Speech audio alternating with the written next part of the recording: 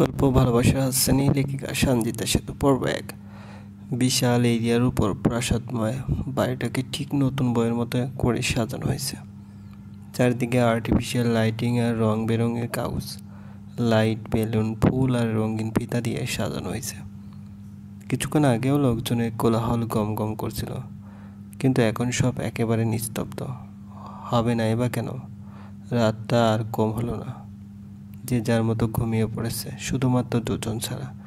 তাদের মধ্যে একজন হলাম আমি আর অন্যজন আমার বর। হ্যাঁ, ঠিকই ধরেছেন, এ বাড়িতে আজ একটা বিয়ে হয়েছে।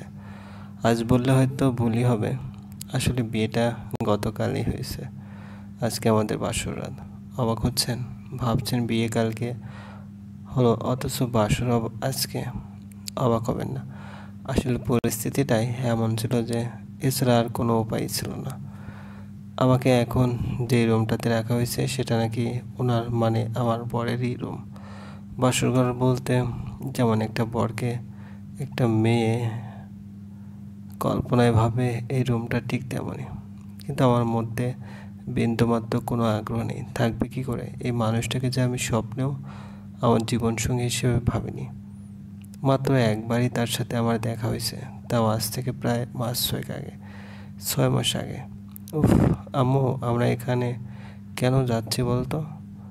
আমার কিন্তু প্রচণ্ড বিরক্ত লাগছে। আমরা কেন যাচ্ছি তুই জানিস না? জানবো না কেন? কিন্তু আমি একটা জিনিস কিছুতেই বুঝছি না, তোমরা আপুর কথা শুনতে গেলে কেন?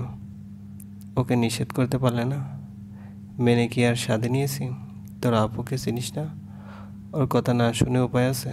সব হয়েছে ওই বিদেশি চ্যানেলগুলোর জন্য। ডেস্টিনেশন ওয়েডিং বলে কোনো জিনিস কি এখনও বাংলাদেশ সেভাবে চালু হয়েছে? তোমরাই বলো। না, হয়নি। কিন্তু তোমাদের আদরের বড় মেয়ে কি বলল? বিয়ে যদি করতে হয় তাহলে ডেস্টিনেশন ওয়েডিংই করব, আর সেটাও কোনো একটা রয়্যাল প্যালেসে অথবা ভালো টুরিস্ট স্পটে। পাগলামির একটা লিমিটেশন আছে আম্মু। চুপ করো, শুনতে পাবে তো। পেলে পাক, তাতে আমার কি? ভাগ্যিস শহীদুল আঙ্কেল ছিল, না হলে যে কি হতো। না হলে হয়তো তোমাদের ওই পাগলি মেয়ে বিয়েটা না করেই। মা শোনো, এই তোমাদের জন্যই এসব হচ্ছে। আমি বলে দিচ্ছি, তোমরা দেখে নিও, ও একদিন আরও বড় বিপদ ডেকে আনবে। আচ্ছা বাবা, ঠিক আছে ঠিক আছে, আমাদেরই সব দোষ। এবার খুশি তো? হ্যাঁ, তো তোমাদেরই দোষ। আদর দিয়ে দিয়ে তোমরা ওকে মাথায় তুলে ফেলছো। ও যাই বলছে তোমরা লাফাতে লাফাতে তাই করছো। তোমাদের আশকারা পেয়ে পেয়ে ও দিন দিন আউট অফ কন্ট্রোল হয়ে যাচ্ছে। এখনো সময় আছে, সাবধান হও, নাহলে কিন্তু পরে পস্তাতে হবে। এতক্ষণ যাদের কথা শুনছেন তারা হচ্ছে আমার আম্মু আর ভাইয়া। ও আপনারা তো আমার পরিচয়টাই জানেন না। আচ্ছা ঠিক আছে, একে একে সবার সাথে পরিচয় করে দিচ্ছি। সবার আগে আমার আব্বু মিস্টার ইকবাল খান, শিপিং এজেন্সির মালিক। চিটাগাং সিপোর্টে 70% জ্বালানি আমাদের জাহাজ আর নৌকার মাধ্যমে হয়। দেশের খ্যাতনামা বিজনেসম্যানদের মধ্যে তিনিও একজন। ব্যবসার ক্ষেত্রে তিনি যতটা স্ট্রিক্ট, পারিবারিক ম্যাটারে ঠিক ততটাই সেন্সিটিভ আর কেয়ারিং। আমাদের 3 ভাই বোনের জন্য তিনি নিজের জীবনটাও দিয়ে দিতে পারেন।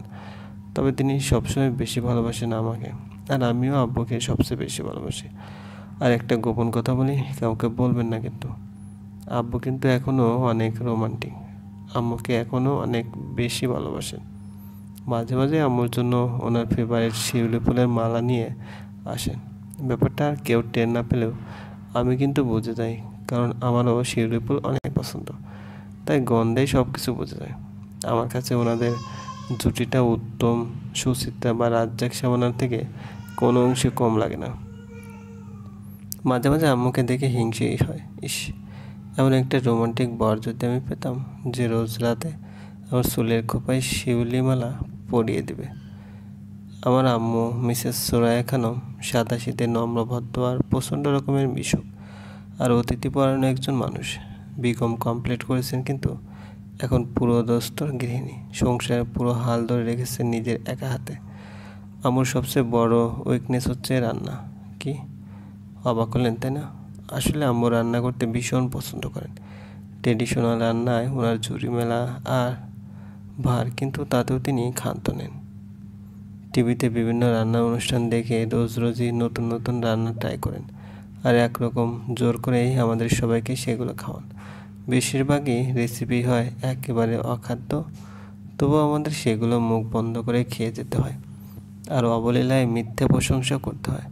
আফটারঅল আম্মু রান্না করছে বলে কথা, মায়ের রান্নাকে কি আর কেউ খারাপ বলতে পারে? আমার একটা জিনিস কিছুতেই মাথায় আসে না, এসব রান্নার অনুষ্ঠানে এমন সব উদ্ভট রান্না করা শিখিয়ে ওদের লাভ কী? শুধু শুধু আমাদের মতো নিরীহ প্রাণীদের খুন করার নতুন নতুন রাস্তা উদ্ভাবন করার কোনো যুক্তি আছে? আমার যদি সাধ্য থাকতো তাহলে মিসেস কেক আপের দুসিয়ানটিকে অ্যাটেম্প টু মার্ডার কেসে শুলে চড়াতাম, নয়তো ওই অপরাধীতাকে যাবজ্জীবন কারাদণ্ড দিয়ে ওনাকে ওনার নিজের রান্না করা খাবারই 3 বেলা খেতে দিতাম। এবার আসি আমার ভাইয়ের কাছে। একটু আগে যেই অ্যাংরি ইয়াং ম্যানের কথা শুনছিলেন, তিনি আমার ভাইয়া Ishtehar Iqbal Shrabon, the best brother in the world. ভাইয়া এই পৃথিবীতে সবচেয়ে বেশি ভালোবাসে আমাকে। আমার জন্য নিজের সব সুখ শান্তি বিসর্জন দিতে পারে। ভাই আমাদের ভাই বোনদের মধ্যে সেকেন্ড, মানে মেজো। শুনেছি বাড়ির মেজো ছেলে মেয়েগুলো নাকি বদের হাড্ডি হয়। ভাইয়াকে না দেখলে হয়তো কথাটা অবলীলায় বিশ্বাস করে নিতাম, কিন্তু ভাইয়াকে দেখার পর আর তা সম্ভব না। কারণ ভাইয়ের মতো নম্র, ভদ্র আর ভালো ছেলে টর্চ লাইট দিয়ে খুঁজলেও আর 2-1টা পাওয়া যাবে কিনা আমার সন্দেহ আছে। ভাইয়া বড় অপর থেকে মাত্র 1.5 বছরের ছোট, কিন্তু ওর আচার আচরণে যে কেউ মনে করবে যে ও আমাদের বড় ভাইয়া। আর বলবে নাই বা কেন, ছোট থেকেই আমাদের 2 বোনকে 2 হাতে আগলে রেখেছে আমাদের ভাইয়া। ভাইয়া অনার্স ফাইনাল ইয়ারে পড়ে, কিন্তু এখনই পড়াশোনার পাশাপাশি বাবার বিজনেসের দেখাশোনা শুরু করে দিয়েছে। ভাইয়ের শুধু একটা প্রবলেম, খুব সহজে রাগে না, তবে একবার রাখলে আর নিজেকে কন্ট্রোল করতে পারে না।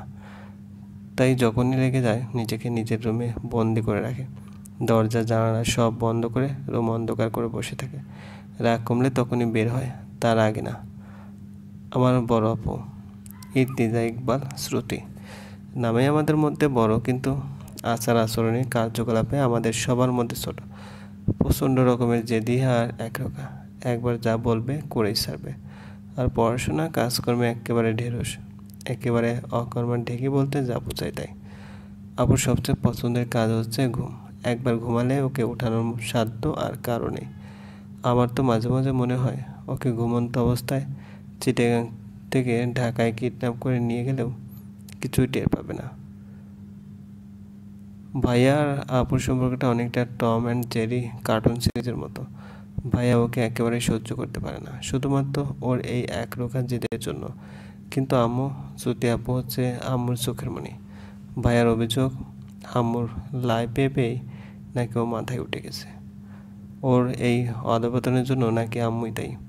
এবার আসি আমার পরিচয়। আমি শ্রেয়া, ইপসিতা ইকবাল শ্রেয়া। আমি পরিবারের সবচেয়ে ছোট সন্তান আর সবার নয়নের মণি, বিশেষ করে ভাইয়ার আর বাবার। আপাতত আমার এইটুকু পরিচয় জানলেই চলবে। আসলে আমার সম্পর্কে বলার মতো আর তেমন কিছুই নেই, যেটুকু আছে ধীরে ধীরে সবই জানতে পারবেন। পরিচয় পর্ব তো শেষ, এবার আজকের ঘটনায় আসা যাক। আমরা সবাই এখন একটা এসি ডিলাক্স বাসে করে চিটাগাং থেকে শেরপুরের দিকে যাচ্ছে। সবাই বলতে আমরা আর আমাদের কিছু আত্মীয় স্বজন। আর এর পিছনের কারণটা হচ্ছে বড় আপু, মানে শ্রুতি আপুর বিয়ে। খন্দকার গ্রুপ অফ ইন্ডাস্ট্রিজের মালিক শাহজাহান খন্দকারের একমাত্র পুত্র আকাশ খন্দকারের সাথে শ্রুতি আপুর বিয়ে ঠিক হয়েছে। শ্রুতি আপু আর আকাশ ভাইয়া একই ভার্সিটিতে পড়াশোনা করেছে। দুজন দুজনকে অনেক পছন্দ করে, আর তাই আমাদের 2 পরিবারেরই এই বিয়েতে সানন্দে রাজি হয়ে গেছে। কিন্তু সমস্যাটা বাঁধলো অন্য জায়গায়। শ্রুতি আপুর জেদ ধরে বসলো যে ডেস্টিনেশন ওয়েডিং করবে, তাও আবার কোনো রয়্যাল প্যালেসে অথবা ভালো কোনো ট্যুরিস্ট ডেস্টিনেশনে। ডেস্টিনেশন ওয়েডিং, এই ট্রেন্ডটা আমাদের দেশে এখনও সেভাবে পরিচিত পায়নি। তবে আমাদের পার্শ্ববর্তী দেশ ভারতে ইদানিং এই ট্রেন্ডটা ব্যাপকভাবে প্রচলিত, বিশেষ করে ইয়াং জেনারেশনের মধ্যে। আর ওয়েস্টার্ন কালচারে তো এটা খুবই ইউজুয়াল একটা ব্যাপার। যারা এই ব্যাপারে তেমন কিছু জানেন না তাদের জন্য ব্যাপারটা একটু ক্লিয়ার করে দিচ্ছি। তবে হ্যাঁ, আমি নিজেও কিন্তু এই বিষয়ে খুব বেশি কিছু জানি না, তাই ভুল ত্রুটি হলে মার্জনা করবে। ডেস্টিনেশন ওয়েডিং হলো এক বিশেষ বিবাহ রীতি, যাতে বিয়ের জন্য বাড়ি থেকে দূরে একটা স্পেসিফিক ডেস্টিনেশন ঠিক করা হয়। জায়গাটা সাধারণত কোনো ঐতিহাসিক নিদর্শন বা ইকোনমিক্যালি অথবা ন্যাচারালি খুব রিচ হয়। সিলেক্ট করা জায়গাটাতে বর এবং কনে পক্ষের সবাই একটা লং টাইমের জন্য চলে যায় এবং সবাই একসাথে পাশাপাশি থেকে সেখান থেকে বিয়ের যাবতীয় কার্যাবলী সম্পন্ন করে। ব্যাপারটা অনেকটাই ট্যুরের মতো, তবে কিছুটা পার্থক্য আছে। তো শ্রুতি আপুকে হাজার বুঝিয়েও যখন কোনো লাভ হলো না, তখন অনেক কষ্টে বাবা আর খন্দকার আঙ্কেল মিলে শেরপুর শহরের অদূরে এই মহুয়া কটেজটা মাত্র 10 দিনের জন্য ব্যবহার করার অনুমতি ম্যানেজ করেছে। আর আমরা সবাই এখন সেখানেই যাচ্ছি। আকাশ ভাইয়াদের ফ্যামিলি 2 দিন আগেই ওখানে পৌঁছে গেছে। একটু ঝামেলা থাকায় আমাদের আসতে একটু দেরি হয়ে গেল। ও ম্যাডাম, তাহলে এতক্ষণ ধরে এই কাজ করছিলে? ভাইয়া, ডায়েরিটা দে প্লিজ। কেন? আমি তো দেখি আমার পিসি বোনটা তার ডায়েরিতে কী কী লিখে রেখেছে। প্লিজ ভাইয়া। আচ্ছা ঠিক আছে, এই নে ধর। থ্যাংক ইউ ভাইয়া, জড়িয়ে ধরে। আমার পাগলি বোনটা। তা আজকে তোর ডায়েরিতে কী লিখলি? কিছুই না। তাহলে এতক্ষণ ধরে কী করছিলি? পড়ছিলাম। তো লেখা তুই পড়তে যাবে কেন? কোন কাজ নেই তাই? ওর দিকে তাকে মুচকে একটা হাসি দিলাম। আমার পিচ্চি বোনটা, যাকে আমি এই পৃথিবীতে সবচেয়ে বেশি ভালোবাসি। প্রচণ্ড রকমের শান্ত, শিষ্ট আর ভালো মেয়ে। সবসময় চুপচাপ থাকে, কিন্তু সবার সব রকম খবরাখবরই রাখে। সবার ভালো মন্দ, কখন কার কী লাগবে সব কিছু। এক কথায় সব দিক দিয়ে পারফেক্ট আমার বোনটা, শুধু একটা দিক ছাড়া। আর সেটা হলো ইজিলি সবার সাথে মিশতে পারে না। তাই ভালোভাবে কারোর সাথে চেনা জানা হওয়া পর্যন্ত ইউজুয়ালি অ্যাভয়েড করার চেষ্টা করে। ভাইয়া, কিছু বলবি? চমকে ওঠে। মন খারাপ? আরে না। তাহলে? ওই একটু মেজাজ খারাপ। কেন? কেন আবার? ওই ছুটিটার জন্য। তুই বল, এসবের কোনো মানে হয়? কেন? সব সময় ওই হিন্দি সিরিয়াল আর রাবিশ রিয়েলিটি শোগুলো দেখে দেখে পেতনিটার মাথায় এসব বোধ চেপেছে। তাহলে ওকে কিছু বলিস না কেন? বলতাম, কিন্তু ওর মুখের দিকে একবার তাকিয়ে দেখ। কি দেখতে পাচ্ছিস? কি? ওকে কত খুশি লাগছে দেখেছিস? ওর এই হাসি খুশি মুখটা দেখে আর কিছু বলতে পারছি না। হাজার হোক, আমাদেরই তো বোন, তাই ওর হাসির জন্য সব করতে পারি। শুধু ওকে ভালোবাসিস। আর আমি? ওর মাথায় হাত বুলিয়ে, আর পাগলি, তোকে তো আমি আমার নিজের থেকেও বেশি ভালোবাসি। খুশি হয়ে ভাইয়াকে জড়িয়ে দিলাম। লাভ ইউ সো মাচ ভাইয়া। লাভ ইউ টু বেশি চলবে। গল্পটি ভালো লাগলে অবশ্যই লাইক করবেন, কমেন্ট করে জানিয়ে দেবেন। ধন্যবাদ, ভালো থাকবেন।